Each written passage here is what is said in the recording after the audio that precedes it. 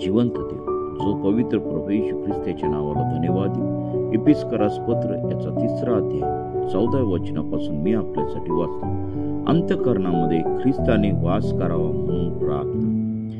या कारणास्तव स्वर्गातील व पृथ्वीवरील प्रत्येक वंशास ज्या पित्यावरून नाव देण्यात येते त्या पित्यासमोर मी गुडघे टेकून अशी विनंती करीतो की त्याने आपल्या ऐश्वर्याच्या समृद्धीप्रमाणे तुम्हाला असे दान द्यावे की तुम्ही त्याच्या आत्म्याच्या द्वारे अंतर्यामी बल संपन्न व्हावे.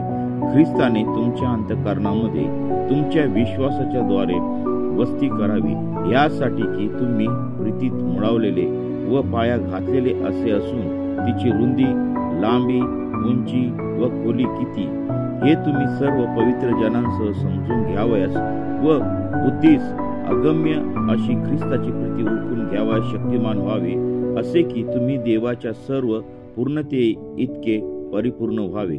जास्तीत जास्त अर्थात आपल्या मागण्या किंवा कल्पना या पलीकडे आपल्यामध्ये कार्य करणाऱ्या शक्तीप्रमाणे अधिकाने कार्य करावया जो समर्थ आहे, त्याला मंडळीमध्ये